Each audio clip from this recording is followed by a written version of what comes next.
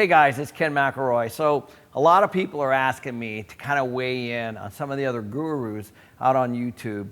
And so I do follow a lot of them. And one of the kids that I follow, and I call him a kid because he looks like he's under 30 years old, but it's MeetKevin. And I like his content generally. I like it a lot, actually. I love his facts. I love how he's analytical. And I think generally he looks like he's a great guy and he's a hustler, and I appreciate anybody like that. But I just watched his video called The Coming Housing Crash in 2021. And while I agreed with most of it, there was a bunch of things I felt like he might have left out. So I just want to add some things, but I want to commend Kevin because I think he did a great job on the videos he's done. I don't necessarily agree with him on where he thinks that the housing market's going to go. But I'm going to articulate a few things that I think are really, really important, or maybe that he didn't talk about in the crash video of 2021, and maybe I didn't articulate enough in my crash video of 2021. And just to be clear, I really believe that we are going to have a serious housing crisis, and I think we're right in the beginning of it, and I'm going to go into the reasons why. So I want to start with mortgage delinquencies, because this is something that Kevin didn't really talk very much about.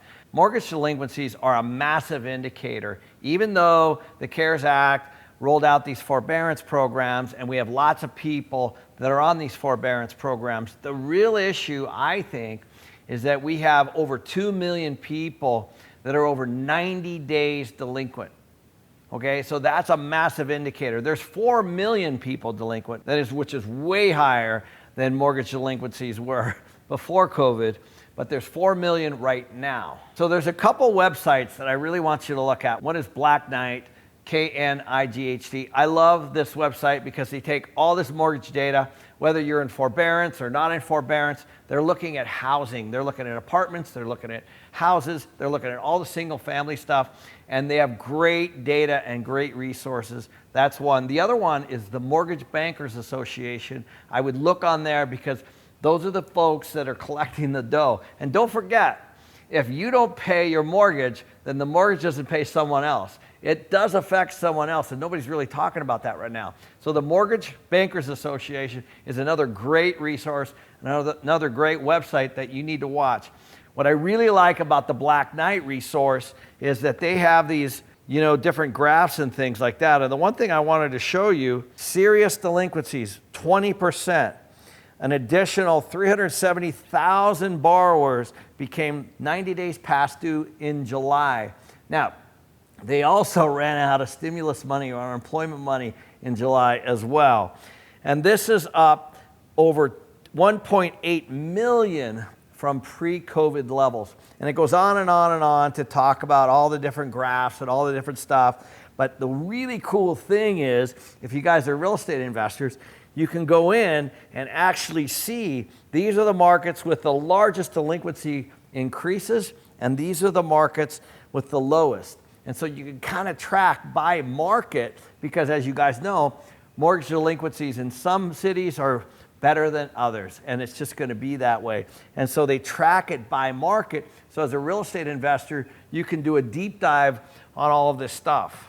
So I'm going to come back to mortgage delinquencies in a little bit, because I really believe that it's going to add massively to the inventory, which is super low, which I'm going to talk about in a second. The next piece that Kevin talks about is evictions. Now, he talks about evictions, but I went through this in 2008. I experienced it firsthand. We had massive upheaval in 2008 on the mortgage side and the financial side and on the eviction side. Now, I get the luxury of owning about 10,000 apartments. And so I'm plugged into a national network. I'm plugged into the National Apartment Association. I'm plugged into the Small Owners Association for the folks that own smaller properties. And I'm plugged into the National Multi-Housing Council. I'm members of all those things, including the Urban Land Institute, or ULI.org. These are all great resources. But one of the things that I want to show you today, and one of the statistics I think that Kevin was way off on, was on evictions. If you go to the aspeninstitute.org, you'll see that the COVID eviction crisis is an estimated of 30 to 40 million people in America that are at risk. That's a significantly higher number than Kevin mentioned in his videos. And I will tell you right now that before COVID, we already had a rental housing shortage. We already had an affordability shortage because rents have gone up so high. We already had markets peaking. We already had concessions emerging. We already had occupancies dipping all over the country in various cities. Some cities were doing just fine, and others were flat or negative already pre-COVID. So just to talk to you a little bit about apartment shortage or housing shortage, I pulled up the National Apartment Association, which I used to be on the board. They're based in Washington, D.C. It's naahq.org. You can go on and take a look at this for yourself, or the National Multi-Housing Council, which is nmhc.org. These are great organizations that track rental housing. Right now, they're tracking rental payments and delinquencies by city, by submarket. Great data. This is part of the data that I'm going to use for you today, but I want to show you that this is an article that came out in 2017, and this is the article. The United States needs 4.6 million of new apartments by 2030, or it will face a serious shortage. Okay, this is just 3 years ago. We obviously did not deliver this.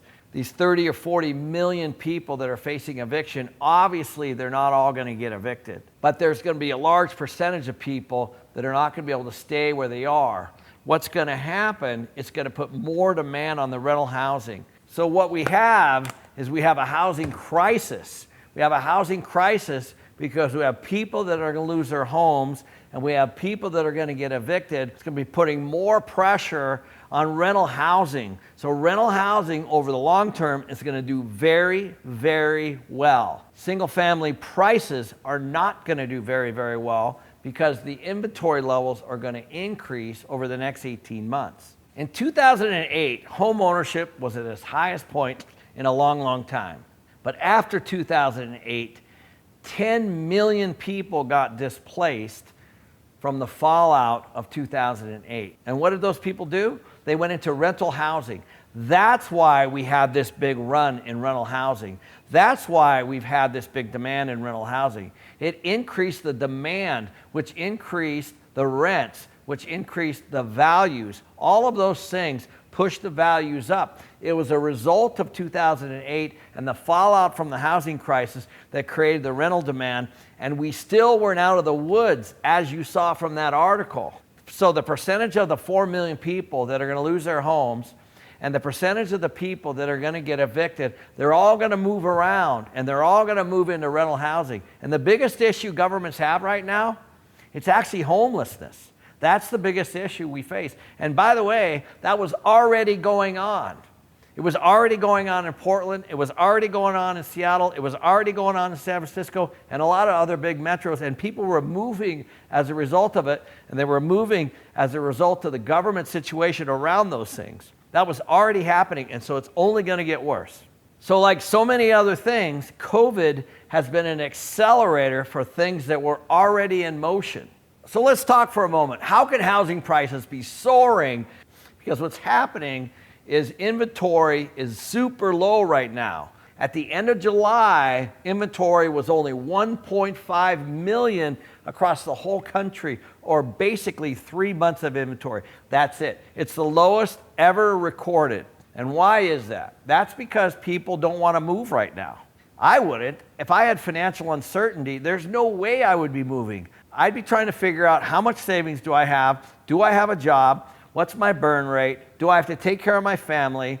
Am I going to have any income next year? How much equity do I have in my home? All of those things. People are taking an assessment of their personal financial situation right now, and they're hunkering down, waiting to see when this whole thing's going to be over. And that's why listings are low right now. That's why inventory is low right now. Low inventory, high demand, high prices. So in July, as you can see, we had a 24.7 price jump just in the month of July during the pandemic. So if you look right now, you can see that never before has the United States ever experienced such low inventory. That's why prices are jumping right now.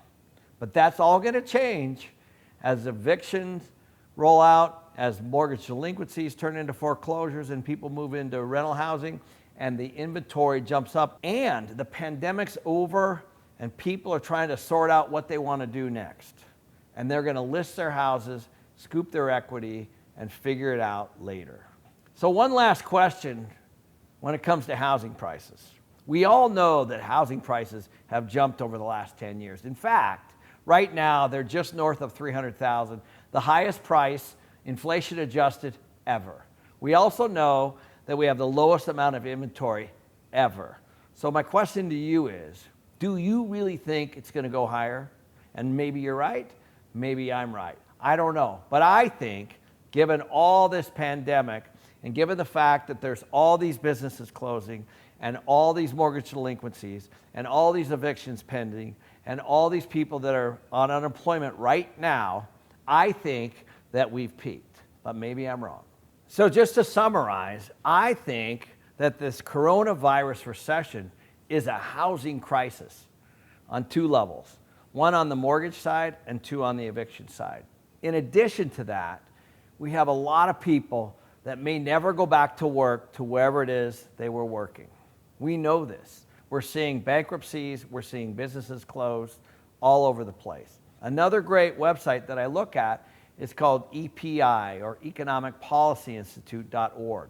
Now, it's just a think tank. I understand that. As are a lot of these. They just take data, they put them together, and it's something for you to look at. But I love this one, and just 2 days ago, they said that we're still at 11.5 million job deficit still remains, okay? When we started, we were somewhere between 3 and 4 million. So this is, call it 7 million more people, 7 to 8 million more people that are still, may or may not go back to work. But I want to show you a couple other things. One, this is a report that came out from CNBC. 5.7 million small businesses are at risk of closing. This is another one. This is Yelp. Now, as you guys know, Yelp just rates businesses. This is a very interesting. 55% of businesses closed on Yelp have shut down for good during the coronavirus pandemic. That's 55%. Yelp has no skin in the game. They just report businesses and they rate them. That's all it is. So nobody's really talking about this small business issue. This is a tsunami of closings. These are people that own businesses. These are people that employ people. These are real paychecks people are getting to pay rent, to pay mortgage, to pay car payments, to pay gym memberships, and those kinds of things. That's what this is. This is a massive number that's not really being addressed right now, and it's going to shake itself out over the next 18 months as we get this vaccine and as people go back to work and as things go back to normal. There's millions of businesses that are just not going to make it. And you've already seen the news with a lot of big ones have already filed bankruptcy and already going out of business permanently for good. So I'm going to give you 5 things that I really want you to look at over the next 12 months. The first one is, I really believe that prices are going to go down as inventory goes up. And what I would encourage you to do is really dig deep into these numbers, really look at the mortgage delinquencies by your city, by your state, by your submarket, and this should help you make really, really good decisions in the future for your buying decisions or your rental decisions. Number 2, evictions are a real thing. There's going to be a number of people that will never be able to pay their rent as a result of their financial situation. It's going to depend largely on where they live, where they work, how much they're paying for rent. Right now, the CDC has all the landlords locked down through 2020, no evictions. That obviously is going to roll up into delinquencies on the mortgages on those particular properties that people are renting from. So that's just going to add to the mortgage delinquencies on the houses and on the commercial side and drive prices down even further. In addition, those renters are going to get displaced. And yes, while they might not have good credit, they will find a place to live. They will roommate up. They will move home. In fact, 3 million people moved in with their parents and their grandparents from the pandemic alone. 3 million. So the total number right now of adults that live at home totals 32 million people. So right now we have 32 million people living with their parents or their grandparents. So obviously they're going to do that instead of going on the street. But still, I still believe that we're going to have a homeless crisis as a result of that, because not everyone has that option, unfortunately. 3, you need to watch your mortgage defaults. I know we talked about mortgage delinquencies and how they jump the inventory numbers, and that's going to drive housing prices down, but you need to watch the mortgage delinquencies. Mortgage delinquencies are already happening on commercial buildings, retail buildings, malls, office space, multifamily, and residential already. All you got to do is go look for those numbers. It's all over the internet. There are people defaulting all over the place. I have friends in retail, in malls, and they're getting annihilated. Hotels, they're getting annihilated. No one can service operating expenses and debt when they're not getting any income. It just can't happen. You either have cash reserves to pay them or you don't. And some lenders are working with you and some are not. So watch your defaults by market. Back in 2009, 2010, I personally bought a whole bunch of properties from banks. I bought a massive property in San Antonio, Texas, 680 units from Bank of America that was 50% vacant, and it was devalued by almost half what they had loaned on it.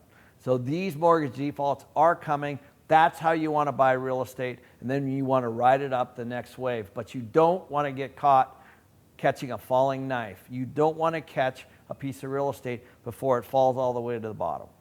4, I want you to pay attention to migration patterns. People are moving all over the place, and there's all kinds of reasons, and we can do a whole video on migration patterns. But if you want to really take a look, just go look and see where the moving trucks are going. No one can get a moving truck right now. U-Haul's packed. But one thing U-Haul does do is they track. Are they going from New York to Phoenix? That's trackable. That's a data point. People know that. If a truck's being dropped off in Phoenix, they say that's where they're going. You can start to see those statistics. You can also see that with the out-of-state driver's licenses.